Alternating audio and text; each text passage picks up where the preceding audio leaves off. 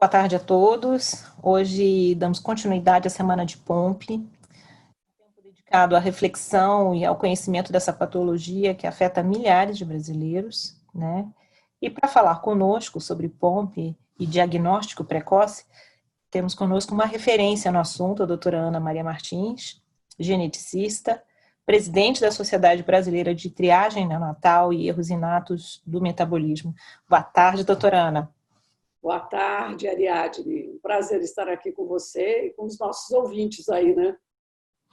Sempre um prazer tê-la conosco. E antes de começarmos, isso é bem interessante, porque o nosso público vai mudando, né?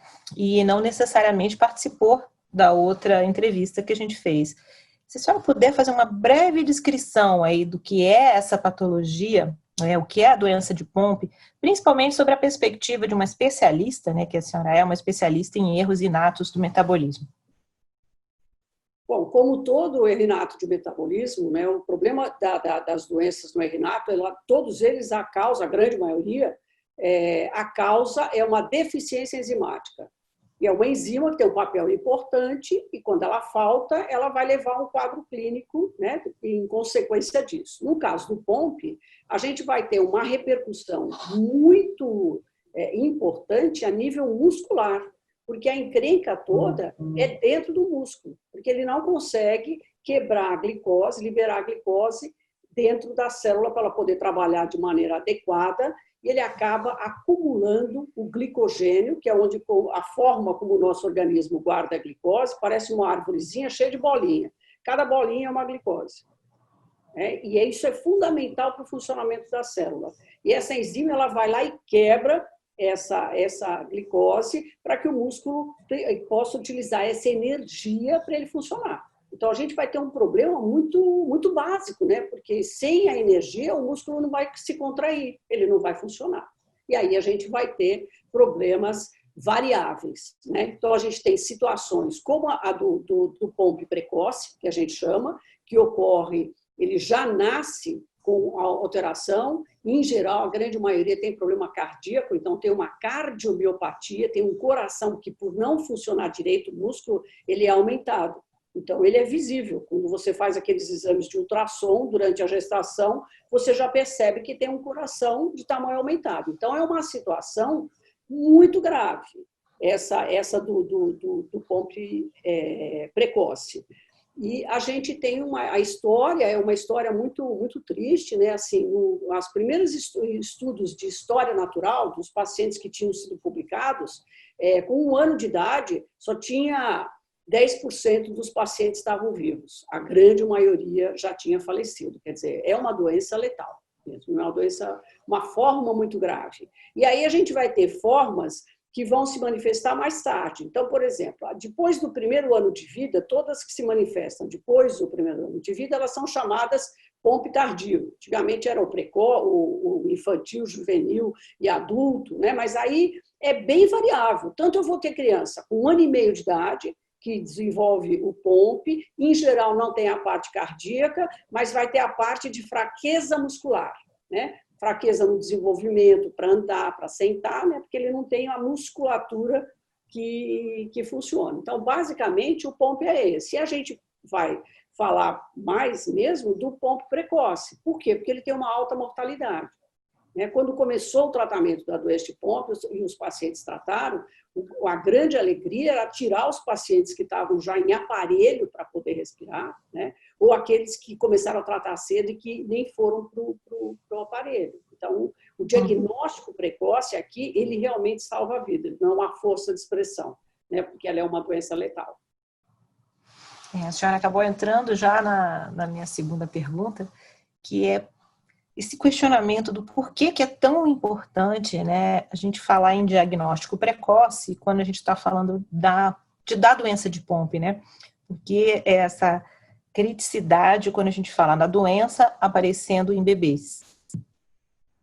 É porque, na verdade, é assim, em primeiro lugar, você tem a doença lisossômica, né, que é essa deficiência de uma enzima que funciona dentro do lisossomo. O lisossomo é uma organela muito importante. Ela é importante quando tem alguma coisa não funcionando no nosso cérebro direito, ela vai lá e tira aquela célula da circulação, chama-se autofagia, que é para nos proteger, para ela não contaminar o resto. Aí ela vai lá e ela tem um papel muito importante de proteger contra os agentes externos, tipo vírus, bactéria, tudo o lisossomo ele tem essa parte. Ele tem um grupo de enzimas que estão relacionadas a essas doenças que a gente conhece, aí, que fazem terapia de reposição enzimática. A maioria é doença desse tipo. O que acontece?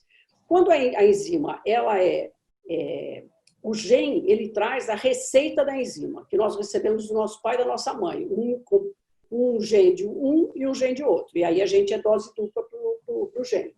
E aí eu tenho a receita para produzir aquela enzima. Se a receita estiver errada, e ela estiver muito errada, eu vou ter um quadro que eu praticamente não tenho a enzima funcionante.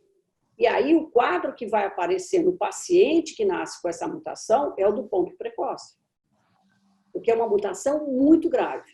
Conforme vai aumentando o que a gente chama atividade residual, aquele pouquinho que funciona bem da enzima, então, se essa atividade residual ela vai aumentando, a doença ela vai se manifestar um pouco mais tarde. Então, por exemplo, aquela que se manifesta com 1 ano, 2 anos, ela é bem próxima do pequeno, né? Ela é menos grave que o pequeno, mas ela tem um quadro muito mais importante do que alguém que vai mais ou menos bem e que vai se manifestar de uma maneira de dificuldade para subir escada, com 15 anos, com 20 anos. E aí você tem uma variedade muito grande. Tem um caso que foi descrito na literatura, que é um senhor de 70 anos. Uau. Ele foi mais ou menos bem, mas com 70 anos ele ficou com muita dificuldade. A fraqueza muscular foi muito intensa. E nos exames eles acabaram fazendo diagnóstico, ele era POMP. Mas assim, se você perguntar para ele não andou de bicicleta, ele não era uma pessoa extremamente ativa, ele não fazia uma das coisas que eu acho mais importantes para a doença de POMP, que eu já perguntei para todos os adultos em grupo que tem encontro de POMP, eu pergunto para eles, você fazia abdominal na escola, deitado no chão e levantar? Nenhum. Mesmo aqueles que foram manifestar dificuldade para subir escada com 36 anos, nem esse não conseguiu fazer abdominal. Então, você vê que é uma coisa muito precoce. Não é que ele não tem sinal nenhum da doença. Ele tem, mas ninguém reconhece. E só vai reconhecer quando aquela manifestação é muito importante. Como, por exemplo, uma pessoa de 30 anos ter que segurar com apoio no corrimão da escada para conseguir subir a escada. E se você olha ele anda diferente assim. Ele anda o que a gente chama uma báscula de bacia, né? Vai um quadril para um lado, um quadril para o outro. É de uma maneira muito exagerada que ele acaba andando. Porque, como ele já não tem a musculatura que funciona, ele acaba puxando outros músculos de outros lugares. Isso aí altera a marcha dele fica diferente da nossa. Então, basicamente, é a quantidade de enzima que eu tenho, que vai determinar, né, quão grave é aquela doença. Então, assim, por todos esses fatores que a senhora apresentou, a gente pode dizer que essa seria uma doença que deveria ser incluída no teste do pezinho? Sem dúvida. Todas as doenças que são preveníveis, né, elas são muito importantes que elas sejam detectadas precocemente. Né? Quando eu vou te contar a história da triagem neonatal, né, ela começa com a fenilcetonúria. E a fenilcetonúria teve um médico alemão, o Bickel, em 1954, o ano que eu nasci. Ele fez um filme de uma pacientinha com 2 anos de idade e ele falou, bom, se essa doença está relacionada com essa tal dessa fenilalanina, que é um aminoácido, quer dizer, uma parte da proteína, eu vou tirar da dieta dela toda a proteína. 24 horas. Com 24 horas, ela só sentava, ela não conseguia nem andar com apoio. Tá? Que 24 horas ela já estava andando com apoio. Com 48 horas, ela começava a andar só segurando na parede. Aí ele pegou e tirou a dieta de novo, e ela volta tudo para trás de novo. Ele disse, bom, essa doença tem tratamento. É aí que começa a história. Aí tem um médico nos Estados Unidos, o Guthrie, e o Guthrie, ele tinha que desenvolver um método que fosse muito fácil para fazer o diagnóstico. Barato, resultado rápido, resultado bem seguro, né? E para poder fazer diagnóstico das crianças precocemente, para a gente tratar logo. Então, a ideia realmente foi essa. Então, em 1963, eles conseguem arrumar um método, mas o método, na época, ele era um pouco complicado, porque eram umas plaquinhas de Petri. Sabe aquelas plaquinhas de laboratório? São uma plaquinha de Petri, né? Que é transparente, de acrílico. E aí você punha a bactéria ali, e quanto maior fosse a quantidade de fenilalanina, a bactéria não crescia, ela tinha um halo de inibição. Então, aí que você via que o resultado era positivo. Mas, muito rápido, essa metodologia evoluiu para o papel de filtro, o sangue seco em papel de filtro, muito rápido, que é uma das metodologias mais fantásticas que existe, né?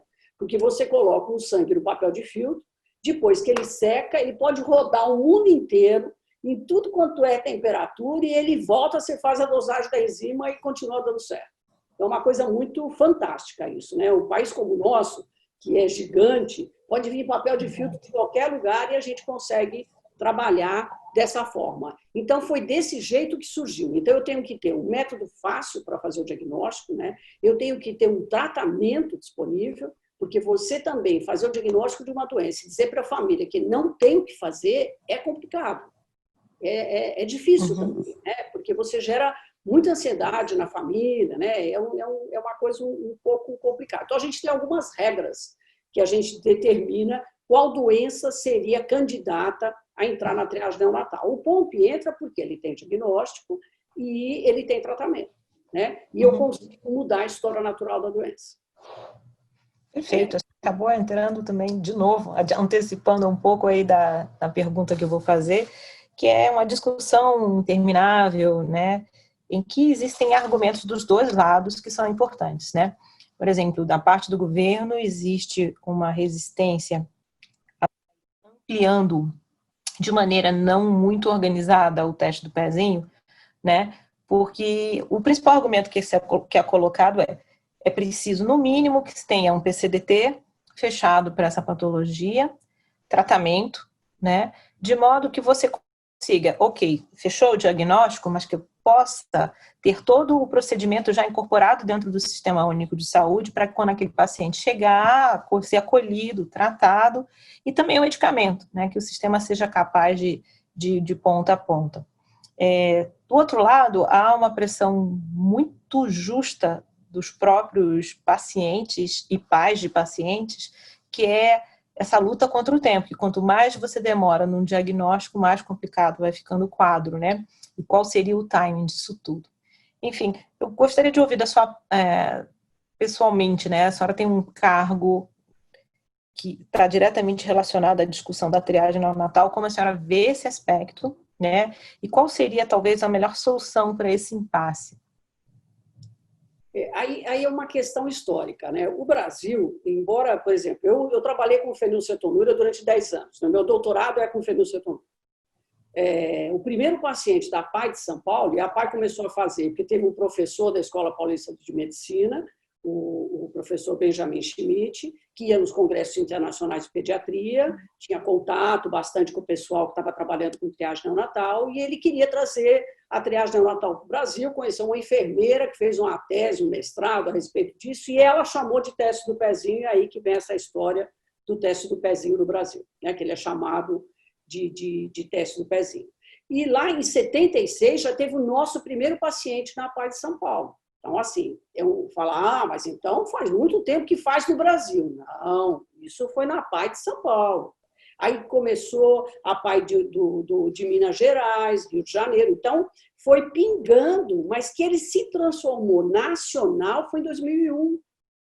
Se ele se transformou em 2001, a recomendação da Organização Mundial da Saúde era que os países fizessem a fenilcetonúria, o exame para a fenilcetonúria e para o hipotireoidismo congênito em 1968. Se você pensar no 68 e no 2001, a gente tem uma distância muito grande, você entendeu? A gente demorou muito para começar a fazer uma triagem neonatal nacional. E qual que é o problema? Quem criou a triagem, o programa de triagem neonatal brasileiro foi o Ministério da Saúde. Só que o Ministério da Saúde, ele delega para os estados. E isso é muito complicado, porque aí o estado vai ter que entender que ele é responsável, que aquilo é importante, porque não foi ele que fez o projeto, certo? Então, você já entendeu aonde eu estou querendo chegar. O que aconteceu de 2001 até agora? A gente teve uma época melhor, que a gente tinha 80% de cobertura no Brasil, que não é o ideal, que teria que ser próximo de 100%, mas era melhor do que a gente tem hoje. Porque hoje a gente ouve falar, mas você não tem informação de uma forma oficial. Esses centros de referência de triagem neonatal, eles não enviam um relatório periódico para o órgão que cuida dele. Hoje, o órgão que cuida da triagem neonatal está dentro do hemoderivados, onde é aquele de sangue e hemoderivados. Está dentro desse local, quer dizer, não tem nenhum local que seja ou junto com as doenças raras, porque a maioria é doença rara. Então, você percebe que a gente tem um problema em termos de estrutura, né? Então, hoje, o que a gente precisa? De um bom diagnóstico de como está a triagem neonatal do Brasil, e todos nós estamos nos esforçando por isso. O Ministério da Saúde está se esforçando, a gente já ofereceu ajuda no sentido de reorganizar a triagem, ver como ela está, ver se realmente vale a pena ter em todos os estados, se vale a pena ter um regional, num lugar que é mais complicado, enfim. Então, a gente tem uma série de problemas da triagem neonatal. Nesta condição que nós temos hoje, não existe a possibilidade de pensar em ampliar a triagem neonatal. Você concorda? Porque se eu não tenho nem o básico que está funcionando, como é que eu vou ampliar agora? Isso é um lado. O outro lado, nós temos que ampliar, é claro, porque as doenças que vão partir para ampliação, todas as doenças, que não são poucas, são parecidas com a fenilcetonúria, são relacionadas com uma dieta. Você muda a dieta pequenininho e ele cresce normal, essa criança. Né? Quer dizer, então, você tem um tratamento, não é uma coisa tão complicada. Então, tem muitas doenças para entrar, que é o tal do teste do pezinho ampliado, que usa um outro equipamento, que é o espectrômetro de massa, e ele faz diagnóstico de mais de 40 doenças. Todos nós queremos, mas a gente precisa de uma triagem neonatal forte, bem estruturada, funcionando direito no país, aí a gente dá mais um passo para frente. Eu acho que a gente está nesse momento. Quando a gente fala de POMP, a POMP se enquadra nesse do ampliado, né, doutora Ana? Não, é que assim, olha, essas coisas do ampliado, ele é uma coisa meio comercial, né? Porque assim, um laboratório que começou a fazer dessa forma e ele chamou de ampliado, tá? Então, assim, quando eu estou falando para você ampliado, estou falando ampliado no sentido geral e não no nome do teste. Se você for jogar no Google, vai aparecer as doenças que fazem parte do teste ampliado, naquele laboratório. Sim. Agora, o ampliado, a gente pode determinar. Eu acho que todas as doenças que têm formas letais, né, que a criança deveriam ser contempladas. Elas têm que ter, por exemplo, hipofosfatasia neonatal. A criança não tem osso, né, ela não fabrica o osso, porque ela tem a fosfatase alcalina, que é a deficiência enzimática, que é responsável pela mineralização do osso, para ele ficar durinho. Como você imagina uma criança, um nenê, que não tem essa enzima dentro do útero. Então, ele praticamente não tem costela, a costela dele é muito pequenininha e ele não consegue respirar. É muito grave, muito grave. E se ele tiver tratamento, ele sai legal, sai muito bem. Então, realmente vale a pena. Então, nessas formas muito graves, deficiência da lipase ácida lisossômica, que é a doença de Wolman, também é uma doença letal. Se a gente souber logo que ele nasce e começar a tratar, a gente também vai ter um resultado melhor. Então, todas essas letais, isso tudo, esse projeto, ele faz parte, ele está até lá foi lá para os deputados, lá para os senadores, foi um projeto semelhante a esse, mostrando quais eram as doenças que elencava. Mas toda doença letal é importante que ela faça parte. Hoje a gente tem um avanço aí com relação ao POMP, porque saiu o PCDT dando tratamento para a forma precoce, né, que é exatamente essa forma do recém-nascido que a gente está falando. Então, de repente, o PCDT a gente já tem, entendeu? E se a gente pensar em o que foi visto ao redor do mundo, né, relacionado à POMP, né, não especificamente um caso de sucesso, mas exemplos de implantação que deram certo e que trouxeram aí uma experiência positiva que pode ser aplicada em outros países, inclusive o Brasil, para nos ajudar no manejo de uma doença tão complexa. Olha, tem vários estados nos Estados Unidos que lá eles são meio independentes, né? para fazer os testes que já incluíram o POMP na sua triagem neonatal. A gente tem a Áustria, a gente tem a Austrália, a gente tem Taiwan. E Taiwan é um dos lugares que eles têm uma incidência muito elevada de POMP precoce. Então, eles acabaram fazendo essa triagem neonatal mais cedo até e fizeram um diagnóstico muito rápido. Na primeira leva, já teve 6 pacientes que eles acabaram encontrando. No resto do mundo, ela é muito rara, né? Então, a gente não tem ainda um volume de paciente que foi detectado na triagem neonatal e um tempo para a gente ver como é que é a evolução eu tratando esse paciente muito cedo, né? As publicações que existem, elas são mais relacionadas ao pessoal de Taiwan e as iniciais, elas são muito impressionantes, né? Como eu falei, o coração é grande, né, quando eles nascem, e em 6 meses ele tinha o tamanho normal.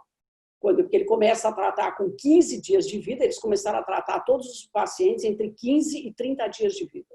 Ele começa a tratar com 15 dias, e aí tem as fotos desse coração, aí o tamanho que ele era, né, no raio-x de tórax, e a gente vai acompanhando, e com 6 meses ele praticamente tem o volume que ele deveria de ter.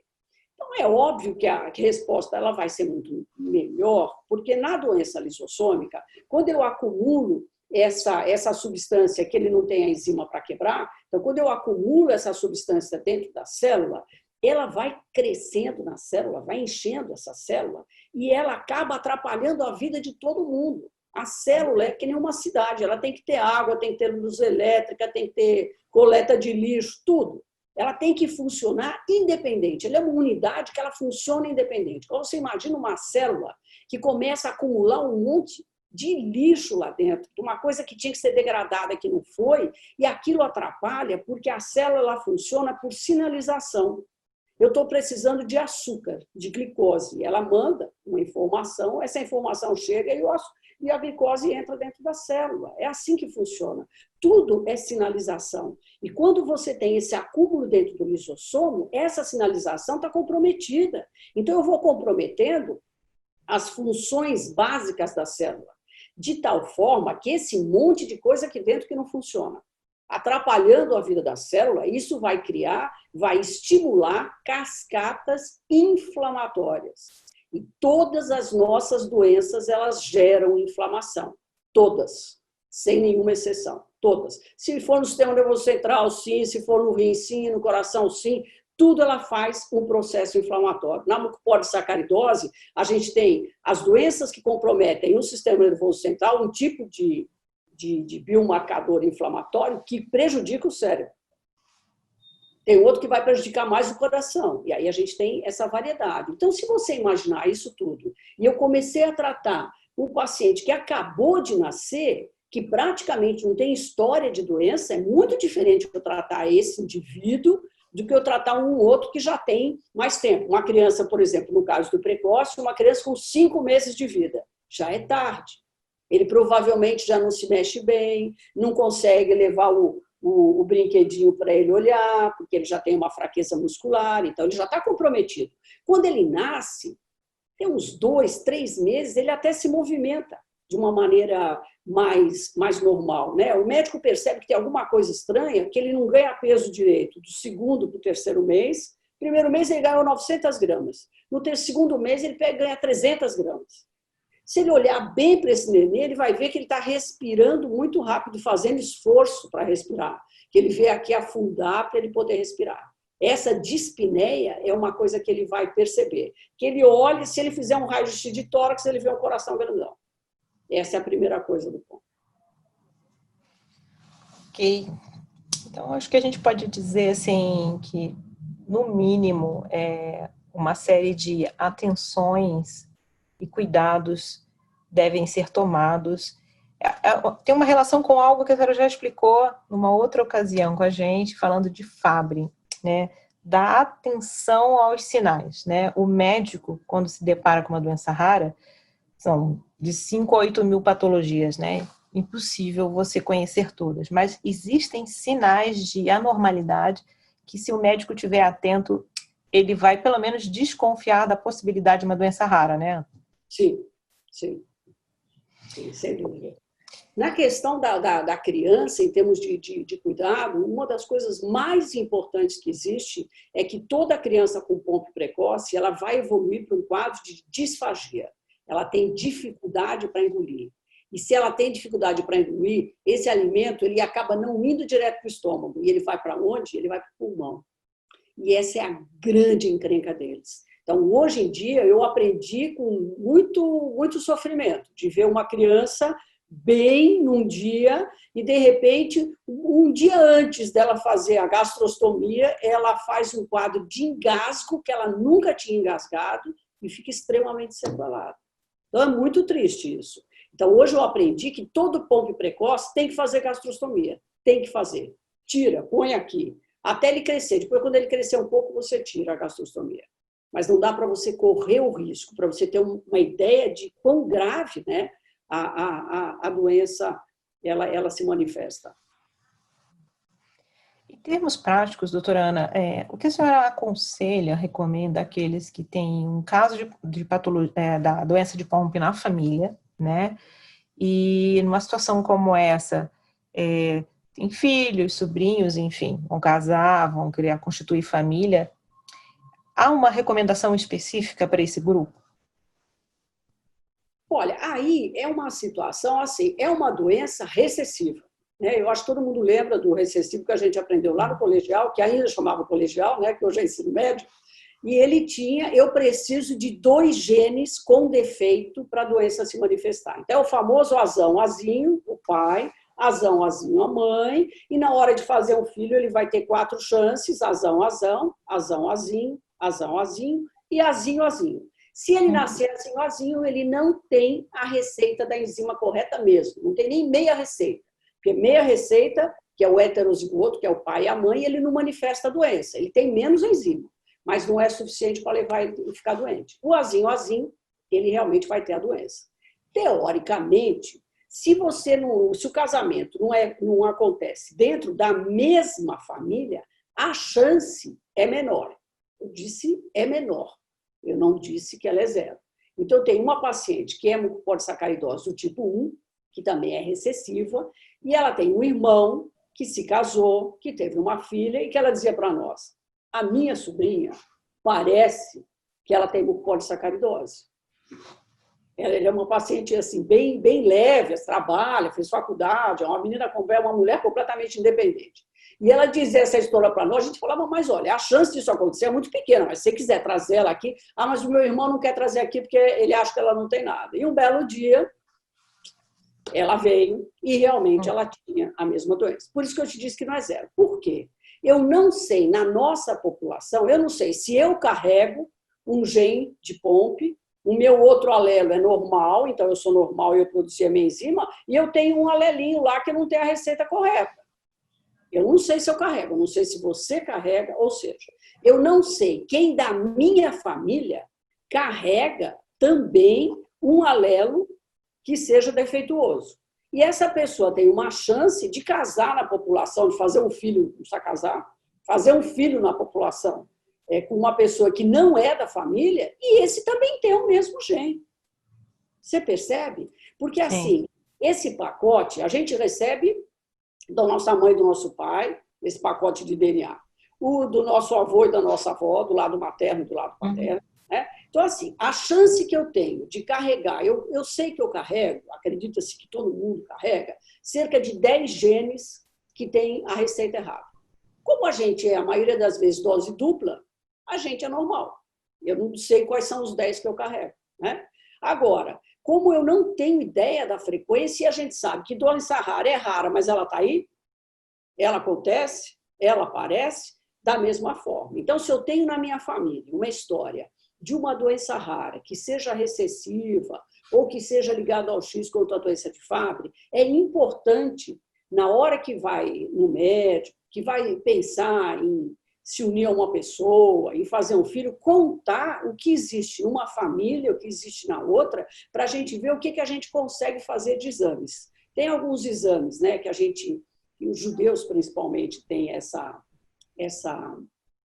prática, né? No Einstein, por exemplo, são várias doenças que são triadas, como eles casam muito entre si, eles têm um grupo de doenças que são mais frequentes nesse grupo e acaba fazendo o exame, né, para saber de DNA, para saber se ele carrega, se ele é heterozigoto ou não. E aí, dependendo da situação, um casal é orientado. Então, por exemplo, eu tenho uma paciente, como vários aconteceram isso, com doença de Gaucher, que é uma doença também recessiva. E aí ela ia se casar, aí trazia o noivo. E aí a gente fazia o exame no noivo, para ver se o noivo tinha ou não, para saber se ele ia ter um risco. Porque eu não sei se o noivo dela é heterozigoto ou não. Se ele tem um gene só com problema e o outro está certo. Então, acho que sempre que você tem uma história de uma doença genética na sua família, de uma doença rara, que 80% é genética, é importante que essa informação chegue ao médico, ginecologista, pediatra, se já tem algum outro filho, você vai e conta, né? Mas é importante. Se é uma coisa que preocupa muito, marque uma consulta no geneticista clínico, né? E ele vai fazer a pesquisa com você para ver o que a gente pode pesquisar no sentido de fazer uma prevenção. Conversa boa é assim, termina rápido, tá vendo? Já terminando aqui a nossa conversa, eu tenho um questionamento importante aí também relacionado às famílias, né? A gente tem assistido uma verdadeira revolução em termos de elaboração e produção de novos medicamentos e de exames diagnósticos, né? No seu entender, também podemos observar o mesmo movimento na triagem neonatal? Os exames estão ficando mais robustos também? E os preços? Isso é uma informação importante. Eles também estão ficando mais acessíveis? Do que eles eram no início, né, que era muito pouca gente que fazia os testes do pezinho ampliado, né, eles diminuíram bastante, né? Ainda é um custo elevado para nós, né? Mas porque a gente é um país que ganha muito pouco, vamos se colocar assim, né? E os exames eles são um pouco caros e muitas vezes eles são mais caros do que lá fora. Por exemplo, um exame de DNA, dependendo do exame de DNA que você vai fazer aqui, é mais barato fazer em Miami. Que loucura. É um negócio meio complicado ainda, né? Mas para a triagem neonatal especificamente, realmente os exames melhoraram na tecnologia, né? O custo está melhor, é viável hoje você fazer, né? Tanto que a gente tem alguns locais, tipo a PAI de São Paulo, agora o Instituto Jô Clemente, que tem o equipamento há anos, que ajuda todos os hospitais públicos, faz um número de exames gratuitos, esse do teste do pezinho ampliado, que faz diagnóstico de outras doenças, eles acabam fazendo. Então, assim, é viável, não é que não seja viável. Eu acho que é viável, eu acho que é viável para o Brasil, eu acho que assim, a médio e longo prazo a gente tem uma redistribuição de gastos, né? Porque eu não vou gastar com esse paciente na UTI, não vou gastar com a morte de um brasileiro que poderia ser produtivo, poderia ser completamente normal, né? Então, a gente tem uma série de ganhos que a gente tem a partir dessa triagem neonatal ampliada. E a gente, eu acho que é uma forma, né? Todo o país, todas as pessoas, elas pagam impostos. E esses impostos, eles têm que reverter em benefício para a população. E é uma segurança para uma mãe que está esperando um filho e que ela vai fazer um teste de triagem neonatal, que ela faça prevenção de o maior número possível de patologia. Porque quando nasceram as minhas sobrinhas, eu vi qual que é o maior teste de triagem neonatal que tem no Brasil. É esse que eu quero, então eu vou pagar por esse. Mas, infelizmente, a população não consegue fazer isso, não consegue pagar pelo teste melhor que existe. Então, os governos, eles têm que dar o melhor teste, porque essa é a arma principal que a gente tem na saúde, é a prevenção, né? Então, acho que assim, a gente está numa fase que existe uma conscientização, existe um movimento, eu acho que realmente vão ter grandes modificações na triagem neonatal, para melhor, sem dúvida nenhuma, e eu acho que a segunda etapa depois disso é começar a pensar de uma maneira racional na segunda etapa, na ampliação. E já terminando, é uma curiosidade que a gente gosta de perguntar para os médicos, né? Quando a gente está falando de uma semana temática, assim, como é que foi o seu primeiro contato com a doença, a POMP, se a senhora lembra? Eu tenho muita história para contar, mas eu vou ser rápida, vou ser bastante repetida. É muito legal essa parte da gente descobrir aí como é que foi o primeiro contato. E hoje, um pouquinho desse seu contato diário aí lá no Engenho, o quanto a POMP é uma realidade. Então, a minha história com o POMP, ela começa em 2002. Em 2002, eles estavam começando a fazer a medicação do POMP. Na verdade, tinham 3 medicações, tem um filme por aí, né, que conta essa história, mas a história está meio invertida, assim, está meio mexida demais. Mas, enfim, existiam 3 drogas. Eles ainda não tinham escolhido. Eles escolheram um grupo de médicos do mundo, um conselho mundial.